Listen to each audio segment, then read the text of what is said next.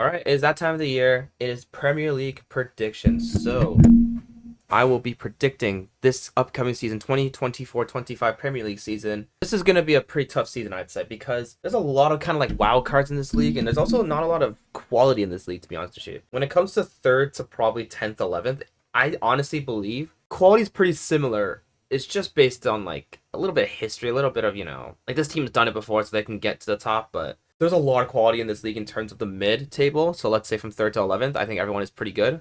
And then there's a lot of non-quality between like 17th, like 15th to 20th. And then the two winners, you already know, the two like kind of favorites. So, and yeah, let's start from the bottom. So I have my three relegated teams right here. Starting off at 20th is Ipswich Town. Now, I'll be honest with you, it's small. It's a little bit of a small club. They had two consecutive promotions. So from League One, they got promoted from League One last season to the Championship, and now this season they're into the Premier League. So I just don't see them doing that well. I think they have a young coach, they have a young team, they have a good style of play, but similar to Burnley last season, I just don't think it's gonna work out. So I'm gonna have Ipswich at 20th. I like the signing of Hutchinson permanently. Good player. Yeah, I mean it's a good team. I think it'll have some exciting games, but maybe bring some like big teams like four forwards or something like that. Like bring it, or maybe get a shock win against like a City or a United. But other than that, I think it's just gonna be bottom of them. So yeah, they're 20th, and then going into 19th we have Southampton. And I'm just gonna be honest with you, I think this team's just so poor. I think they got really lucky to get promoted last season, beating Leeds United. I think they weren't even the favorites; they're the underdog against Leeds United.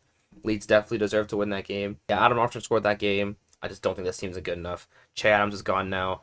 They signed a bunch of youngsters, and it's just like, I don't know. I don't have any faith in this team really to stay up. They signed Adam Lallana basically as a honeymoon or as like a homecoming kind of thing, you know what I'm saying? So still not great, but yeah, I think they're just gonna go back down again. And then 18th is Nottingham Forest. Hold on, sorry, Nottingham Forest. So this team just isn't good enough. They should have got relegated last season, in my opinion. I think I had them going down last season. They stayed up barely. They stayed up only because the other three teams below them were so bad. Like genuinely, like the three worst teams I've ever seen play football. Luton maybe not as much, but the other two were horrible. It's just hard to say that they're that good. They lost a lot of players. The goalies are bad. The team just isn't great. So to me, I think Forest are definitely going down 18th, and I don't think it's close. I think these are the three main teams I think will for sure go down. So for me, Forest is 18th. Okay, going into 17th, I have Fulham. Now I think this is a bit of a shocking one because I think Fulham is 3-4 years they've been basically mid-table, but I think this is the season where you look at them and you'd be like, damn, this team isn't as good as we think it is. Like I think losing Job Hyena is such a big loss for them that it's like kind of overweights a lot of the signings that they do make. Like Smith Rowe, I think is a good player, but I think he's that level of a player. I think he's a really good player for a good team, like for a mid-table team. To me, Fulham aren't even mid-table. I think they're gonna just drop off a lot. They're not gonna get relegated because I think these three teams are so much worse. The same way that Forest was last season when they should have got relegated because they're so bad. I think Fulham will be the same. Now, what I will say about Fulham is that last season they had a lot of really good results. They had a lot of 4-1s, 4-0s. I think they beat Spurs 4-1 or something, 4-2. So they have these kind of games in them, but I just don't think they're consistent enough and that they don't have that main guy up top. I think Muniz is a good striker. I don't think he's going to be a 15-goal striker like when you need like Bournemouth staying up because it's not like he scored 20 goals, right? I don't think Fulham have that kind of guy. They had Mitrovic last season, 2 years ago. He kept them up basically every season. So their time isn't up, obviously, because they're still not going to get relegated, but I think they're going to be on the verge of relegation for me. Going to 16th, I have Leicester City, the only promoted team to actually stay up, in my opinion. They're the only team with any bit of quality. I think because they also have the history of the Premier League. They've won the Premier League before. Jamie Vardy is still there, 37 years of age, still kicking ball. I don't think he's going to score that many goals. He may score maybe like 2 or 3 goals this season, to be honest. I think they're going to rely a lot on other players, such as like Steffi Mavadidi, the number 10 for Leicester, really, really good player. Fatawu on the right side is a brilliant, brilliant player. But obviously losing their manager Maresca, losing Dewsbury Hall, who was their best player, and adding Steve Cooper isn't great. And then they added Decordova Reid from Fulham, good player. I don't think he's going to single-handedly keep them up, but they're still going to stay up just because they have that kind of aura of them being a Premier League team. Plus their stadium is a brilliant stadium, so I just see Leicester City being pretty good. Their goalkeeper Hermansen was the best keeper in the Championship last year by a mile. I think Leicester City I think they're safe. I think they're definitely the safest of the three to stay up. But yeah, I think 16th is a good place for them. Okay, going into 15th, we have Brentford. Now, I don't know what the situation of Brentford is right now. Is it Ivan Toney staying or leaving? I don't know. They signed Carvalho, which is a very shocking one because I thought he was going to stay at Liverpool and be that kind of fight for the team, but he's gone to Brentford, 27 million. Really good signing. I think he's a brilliant player. They have good goal scorers, and Buemo and Wiss are always consistent, like 9-10 goals a game, or sorry, a season. Very, very good. I think they have a solid midfield. Jensen, Norgard, Janelt, what's his name? Onyeka. Good midfield kind of core right there. Jensen and Norgard are two very consistent midfielders in the Premier League for the past 3 years now. Back four has always been solid. Not having Ryan, having Flecken, I think it's a downgrade. I think this team's good enough to still stay up. If they keep Tony, they might go higher. Basically, as you mid-table as you get, really. So I think 15th is good for Brentford. And 14th, to finish off this tier right here, 14th to 17th. Nope, sorry, not Southampton. Everton. Now, last season, they were very lucky to stay up because of the point. Well, they were very lucky to not go down because of point deductions. because they were so good. Defensively, they were one of the best teams in the league. Jordan Pickford had a really, really good year last year. Branthwaite, of course, had a great year last year. He looks like he's going to stay at Everton for another year. And I think defensively, Everton have always been pretty good. It's on two decent players in O'Reilly and O'Brien. It's like he's a left back, maybe a center back. I'm not sure. And Dye, who's a winger, number 10 for Everton now. They lacked a lot of goals last season. Everton could not score goals. Calvert-Lewin was the worst goal converted striker in the league, basically. He could not score a goal. Beto's finishing was so poor. Danjuma didn't play enough. They got most of their goals from players like Jack Harrison, from Doucouré and all them, man. They lost Onana, so that's another big loss for them. But, I mean, they have big midfielders anyway. Jesse Gay's still good. Doucouré and James Garner. They have good midfielders still, so Everton are still a good team. Defensively, I think they're so much better than all the teams right now we've seen. Yeah, they just have a great core of Tarkowski, Branthwaite, and Pickford is a really, really good trio of defense and goalkeeper right there. But Everton will easily stay up for me. As long as they get a good goal scorer and they can get a consistent goal scorer, then Everton are easily staying up for me. So, yeah, 14 is good for them. Now, I might be underrating this team a little bit, but 13th, I have Bournemouth 13th. I think I made this tier list after Solanke got sold to Spurs, so I think 13th is safe. Now, obviously, I just gotta preface this that this prediction is before the transfer window ends, which I think is really stupid that the season starts in the middle of the transfer window for me. Because you can't really get a full kind of prediction video out, because what if, for example, Chelsea signed Osimhen? What if Bournemouth signed Messi? You know what I'm saying? Then he can go first. Time recording this, Solanke has gone to the Spurs. 65 million. They're gonna reinvest this money. They have rich owners now, so Bournemouth are definitely gonna have a much better team. They're signing the right back from Barcelona, Julian Araujo, I think is his name. They've signed really, really under the radar players, and I think Bournemouth as a team last season were really good. Kluivert, Semenyo, I really like Semenyo, a really, really good player, both footed, quick, good shot on him, really good player. He can definitely fill the shoes of Solanke. Maybe not the 19, 20 goals of Solanke, but can definitely get another 12 to 15 goals for Semenyo. And that'll definitely keep Bournemouth up. Now, it's a matter of, can Bournemouth push for Europe? I don't think so. I think Bournemouth still have a ways to go. But I think eventually with the trajectory that they're going at, they will definitely go into Europe in maybe 5 years or so. So I think Bournemouth, you should watch out for Bournemouth. They're for sure a good team to watch. So yeah, Bournemouth, I think, will easily stay up. It's just a matter of, can they push for Europe? They can for me. So I think just be patient with the project if you're a Bournemouth fan. You guys are in good hands. Going to 12th, I have Wolves now. I low-key made this prediction before Neto got signed to Chelsea, but even if Neto's not at Wolves, right? He wasn't there half the season last year, and they were pretty okay. I mean, they were top half for half the season when Hwang Hee-chan and Neto were fit. They both got injured. They fell off to 16th or 15th. Well, they finished 13th, I think, but I think they still have a good team. Obviously, they lost Kilman, their captain, and their center back, their best center back. They're a good team, man. This Wolves team, they have quality in them. They still have Cunha, who I think is a very underrated striker. They still have Sarabia, who's an experienced player. They still have Podence, who I think is going to be a brilliant player this season to replace Neto. He reminds me a lot of Eden Hazard, so I like that kind of player. João Gomes is still a very underrated midfielder, one of the best midfielders in the league in terms of just being composed on the ball, good passer, really good player, João Gomes. So I think Wolves still have it in them to be a really good team, just a very physical, threatening team. Gary O'Neill definitely got the best out of Bournemouth, out of Wolves last season. So yeah, I think 12th is pretty safe for Bournemouth. For Wolves. For Wolves. In 11th, got Brighton. Now, I think Brighton I might overrate it a lot because they have the players, but I don't know how fit they're going to be, firstly. And secondly, I don't know how the new coach is going to fit in. Obviously, no Zerbi, no Potter. It's this new 32-year-old coach, German coach from the second division of Germany. The thing about Brighton is that they can come out of nowhere and just have these insane players. Julio Enciso comes out of nowhere and he can play insane. Billy Gilmore last season came out of nowhere and played insane. Matoma 2 years ago came out of nowhere and was insane, right? So Brighton have these players. This guy, I think, is it Minta? This guy has so much quality. I watched him in preseason. Absolutely brilliant player. I think a lot of teams have to watch out for Minta. This guy's got a lot of quality. He can help Brighton. When last season, I think it was, what was this guy's name? Adingra, right? He came back from loan, and he kind of was going crazy as well. I think it was one of the top scorers for Brighton. This season, keep an eye out on Minta. And also keep an eye on Solly March, because Solly March wasn't there last season. He was out for the first, or he played 5 games something last season. He was out for the rest of the year. Keep an eye on March. Keep an eye on Matoma, who's back now. Keep an eye on Ferguson, who's back now as well. Brighton maybe could be 11th again. I don't know. They played their defense is still leaky. Verbruggen's not a great goalkeeper for them. The Dutch is pretty good because he has a stable back line. Lewis Dunk's getting on a bit. Adam Lynch is not good enough. Joe Veltman's not good enough. Stupien's always injured. So defensively, they're still very leaky. Offensively, they're still really good. They can still score 4 goals and concede 3 goals, but they'll still win football games. So for me, Brighton are for sure 11th place in this league. Moving up to 10th. And 10th place I have Crystal Palace. Now, I think losing Olise and potentially losing Eze could lower this ranking a lot to maybe a 13th or a 12th. But dude, this team is still so good. Under the new manager Glasner, they have them playing football again. Adam Wharton, in my opinion, is one of the most underrated midfielders in the world. Absolutely brilliant player. He's definitely going to get a big move in the future, maybe next year even, to a team like a Liverpool, maybe. Because I think Liverpool need a kind of player like a Wharton, man. That guy is so quality on the ball. Such a smart player. And, he fits next to Will Hughes pretty well. He fits next to Doucouré pretty well. So they have a good midfield partnership. They play the 3 at the back really well. The wingbacks are flying. Mitchell and Munoz are absolutely brilliant wingbacks. And they replaced Olise with Ismail Assar. Now, I know Ismail Assar wasn't great at Watford. He was okay at Watford, but now he's at Palace. A better environment for him, I feel like. So And they were linked to getting Zaha back. I don't think they're getting him back, but if they were, maybe would have gotten him back if Eze left. But otherwise, Crystal Palace are a really good team. It's kind of weird that the moment that Zaha leaves, Crystal Palace are insane. But for me, yeah, Crystal Palace have to be top 10 for me. They're such a good team, well-run team as well. So yeah, for sure, Palace are 10th. All right, ninth place, I have Newcastle United. Now, this could be really low for Newcastle United, to be honest with you, because I think Newcastle have so much quality in this team. Now, it's a matter of who leaves. Is Isak leaving? Is Guimaraes leaving? Is Anthony Gordon leaving? Is any of these players leaving, right? Sven Botman, you know what I mean? Are any of them leaving? Probably not. Liverpool were linked with Anthony Gordon, I think, and I mean, I don't think it's going to go anywhere, but I think injuries killed Newcastle so much last season. The injuries such as like their center backs, they had no defense. They had no midfield sometimes. It was like Guimaraes on his own, basically with Longstaff beside him. So Jacob Murphy played like a lot of the season because there was so many injuries on the wing. No Barnes, no Almiron. So they did, to my knowledge, I don't think they really added anyone, right? Except for Lloyd Kelly or and what's the other guy's name? The guy from Sheffield, Osula. So these two random guys that they signed, right? They haven't really improved on their team. They haven't lost anyone either. So it's basically the same team still with Eddie Howe. I think Eddie Howe's gonna get sacked this season, by the way. So be on the watch out for Eddie Howe at England.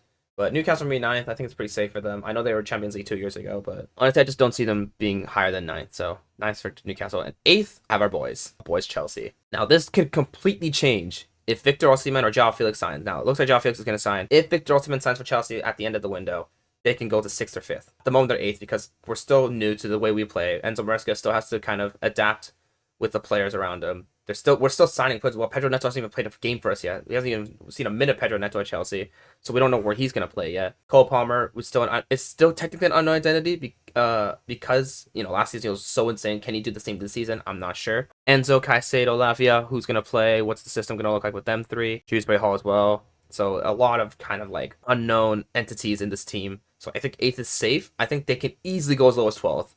But I think it was as high as like third or second if they sign Osimhen, if they actually click as well. Because there's a clear identity on how Chelsea want to play.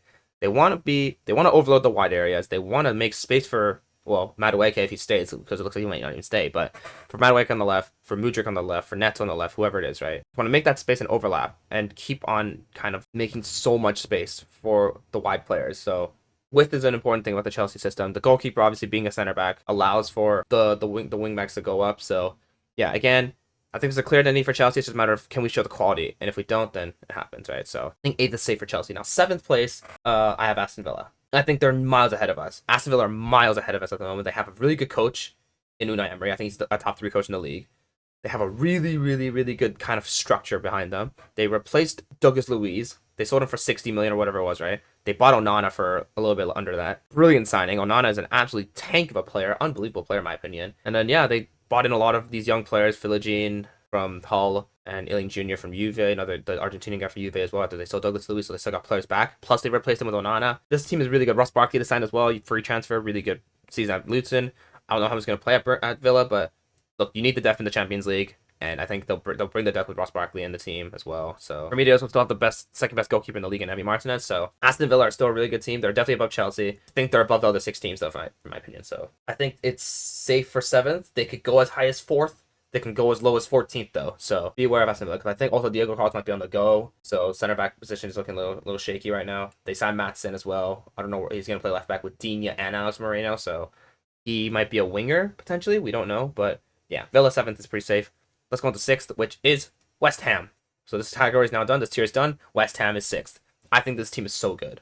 I think this team has bought really well, because they bought players that they actually needed to strengthen in those positions. They need a center back because Zuma and Aguero are not good enough together. They signed Todibo. What a player that is. They need a midfielder because Souček is not good enough in that team. They signed Guido Rodriguez. Very, very good. They need a forward because Mikel Antonio cannot lead the line by himself. They signed Nicholas Füllkrug.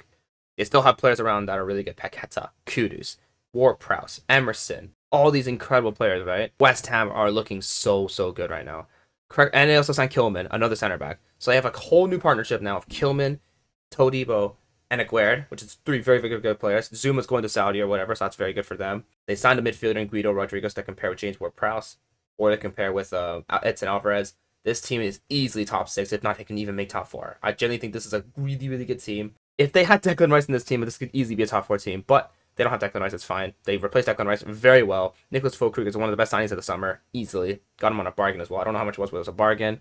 For a Champions League finalist striker, almost scored in the Champions League as well, the final. And I can easily get West Ham up the ranks. I think Look, I think last season they were linked with En-Nesyri, the perfect striker to go with James Ward-Prowse's crossing, his kind of deliveries and stuff. Füllkrug is very similar to that, in my opinion. Back to goal striker, smart striker, great touches, brilliant player. He's going to fit the Premier League perfectly with his build. I think West Ham have cooked here today with this absolutely brilliant window. Oh, and they signed Somerville, by the way. A very exciting young winger with Jarrett Bowen, with Kudus, with Paquetá. Dude, this team is so good.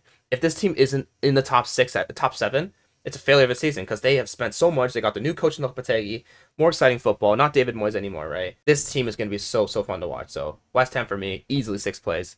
Be aware of them because they're going to smack teams out, especially at the beginning of the season. They're going to be so good. 5th place was tough between 2 teams. I have Tottenham 5th. I'm going to say this. I'm a Tottenham hater. Okay, so 5th may be a bit biased that because I don't like Tottenham, but it has to be said that Dominic Solanke is not going to be. He's not a 65 million pound striker. Okay, I'm sorry to say it's not. He's not. He's absolutely not. You don't buy a Bournemouth player for 65 million. It's just it doesn't work like that. And does he fit the criteria that Tottenham need as a striker? Maybe he does. But anyway, that's the worst of their problems, or that's not the least of their problems. Sorry, they need a midfielder. Archie Gray's a good midfielder. They need someone to pair with him. Basuma's not good enough. Sarr's not good enough. Bentancur's not good enough. They need a star midfielder. They haven't gone for one. They signed a young guy in Gray. Good player. He's going to be really good in the future. Just don't see Spurs being that good on the attack. They still need a right winger. They still have Johnson. They still have Kulusevski. They're not good enough. For what you need at Tottenham, with one of the best defensive lines in the league, they have a Dogi, Bendaven, Romero, and Porro with Vicario in goal. That's a back 5. That's a top 3 back 5 in the league, right? Maybe even top 2. With how good that defense is, and they still lead goals, by the way, so let's just take that in. They need better players attacking, and they didn't replace Harry Kane at all. So I think the moment Spurs get a striker, the moment they get a center mid, the moment they get a right winger potentially, this team is looking pretty good. Sorry, they have a striker. They have Solanke. But anyway, Spurs, they need experience, and they need stronger players with a lot more kind of tenaciousness about them. I think Spurs are really struggling in that right now. I think defensively they need a bit of kind of leadership. I don't rate Romero one bit. I've said this countless times. I think he's very overrated. They also do an overrated 11. Romero's in there 100%. But yeah, I think Spurs will be 5th. I think 5th is still good for them. I think even though it's not an improvement to last season, I think they'll show quality that can get them to top 4.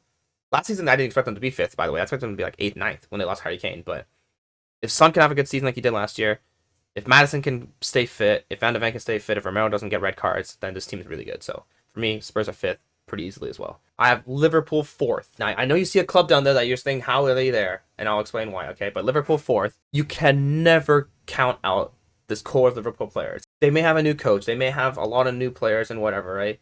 When you have Alisson, Van Dijk, Trent Alexander-Arnold, Andy Robertson, Mo Salah. When you have these 5 players on your team, you can never count any of them out. They're guaranteed top 4 whenever they're on your team. Now, the season that they didn't get top 4 is when they didn't have Van Dijk, they didn't have Trent, they didn't have Robertson, I think. Van Dijk was for sure not there because he got injured. I think Alisson was there too, right? But I know he was there. Van Dijk was the only one not there, so they lost one of them, right? As long as you have Alisson, Van Dijk, and Salah, that team's getting top 4 no matter what. You have the best goalkeeper in the world, the best defender in the world, and the best attacker in the world, in my opinion, is Salah. He's the best goal scorer in the world, easily, so you can't count them out. You cannot. I know Salah's maybe falling off a little bit. He's not as fast anymore. Still got the finishing. He's still got the IQ. He's still got that aura about him that, defenders are scared about Mo Salah. He's been doing it in the league for 7, 8 years now. So, man, Liverpool, I still think they're going to be 4th. I think they're going to be top 4 pretty easily. I think the manager has a clear view as well. On our slot, has a clear view of what he wants to do with this team. So, I think top 4 is pretty safe for Liverpool. 3rd place is Manchester United. I really like what Manchester United are doing. The signings they're doing are smart. The signings they're doing, they might not be the highest quality of player, but they're getting depth. They needed depth so bad in that season because the center backs, they only had Evans and Maguire when Varane and Martinez were out. Left back was Luke Shaw. They're getting Mazraoui, and they sold Wan-Bissaka also to West Ham. So West Ham's another good signing there. They got Wan-Bissaka. They keep getting Luke Shaw injured. They keep getting Mason Mount injured. They're signing players in depth. It's so good. Xerxes, really good. Lenny Yoro, what a signing. They're now getting De Ligt and Mazraoui. These are really, really good players, man. That can boost their depth as well because they needed that last season. They didn't have that. They kept playing Evans. They kept playing Lindelof. They kept playing Maguire. You can't be playing these players when you're trying to go for top 4. So I know Lenny Yoro's out for 3 months. I know Rasmus Højlund's out for 3 months. But there's players in there right there. Rasmus Højlund is a very raw player that can easily just be so good for United. He was so good in the Champions League for Manchester United. In the Premier League, he can also do that. He scored like 10, 11 goals in the Premier League anyway. I think when he's fit, I think he's a brilliant striker. I think he caused a lot of havoc. He kind of reminds me of Darwin Núñez a little bit. Maybe a little bit worse.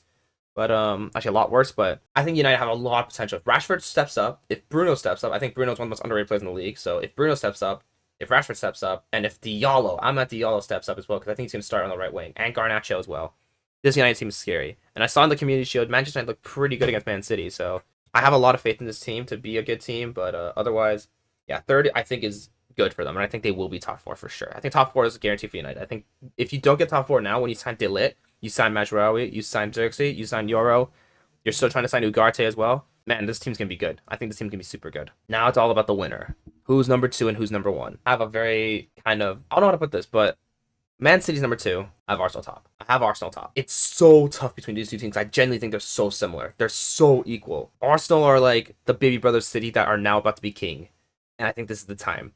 Guardiola is on this kind of like, am I staying, am I not staying at City? It's going to probably get into his head a little bit. I know he's a bit of a weirdo, a bit of a maniac, a bit of a psychopath sometimes when it comes to football management and football tactics and stuff, but I just don't think Man City have added enough. Now, they have sold Alvarez for 95 million. They're going to probably reinvest that money into a striker, into maybe a midfielder, right? Arsenal are probably going to get Marino. They signed Calafiori. Are they going to sign a striker? Are they going to sell Eddie Nketiah? I'm not sure what's going to happen with that right now, but City right now, I just don't know if they have enough quality against Arsenal's quality. Because Arsenal's defense is way better than City's, in my opinion. Way better. Arsenal's midfield is a little bit weaker. They don't have Rodri. They don't have De Bruyne, so it's automatically weaker. They don't have Bernardo. And their attack is about the same to me. Foden and Saka are basically the same. Martinelli and Doku / Grealish are the same to me. And Haaland is probably better than Jesus, but at the same time, Haaland doesn't show up in some kind of games where Jesus can show up in those games. But okay, that doesn't matter, right? These teams are so similar that I just think Arsenal, this is their time. If they don't win it now, Arteta might be gone. If they don't win a trophy this season, Arteta might be gone. And Arsenal's project might fall apart. They might also get sniped with some players, like Saliba might go, Gabriel might go, players like Martinelli might go, you know what I mean? So there's still a lot to go in this team for City. Of Arsenal. I just feel this season that Arsenal are going to be insane. I think Saka's going to get 20 goals. Martin Odegaard's going to be this 19, 18 assist guy. Like, they just think Arsenal have that edge now. I think they've learned past 2 years now. They were always so close until the very end, and City kept on winning, kept on winning. I think this is the year, not only are Arsenal going to be winning more games, but City are going to lose more games. City look a little bit more crackable now. Haaland is not the perfect striker that everyone thought he was the 2 seasons ago, right, when he scored 36 goals. Bruyne is getting on a bit now. Doku is not, this is raw kind of talent. They don't have that right winger soft now. Oscar Bob is, in my opinion, the best right winger, but they might still play Foden there. They might still play Savinho there. They might still play Grealish or whoever, Bernardo, right? When they should play Oscar Bob, and that could be a mistake by Pep. They don't have the depth in midfield, in my opinion. Rodri and De Bruyne are the only 2 midfielders for me there.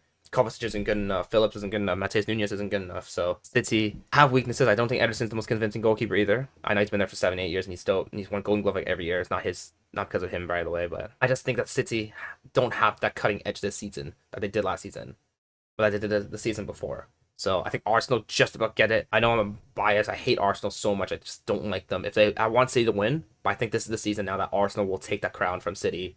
They will finally show who the older brother is, who the king of England is in terms of this season. And I think Arsenal got it, man. I think they added a lot of depth. Their defense is so good, man. They have Ben White, Calafiori, Timber, Saliba, Gabriel, Kivior, Tomiyasu. Like, this team is absolutely unbelievable defensively as well. David Raya and Aaron Ramsey, those 2 goalkeepers. Like, come on, man. That's ridiculous how good this team is. So, I have a lot of faith in this Arsenal team. I don't want to have that faith, but I just know this is the time for Arsenal to win the league. So, this is my Premier League prediction. It might change a little bit because of the transfer window not ending yet, but yeah, this is my prediction.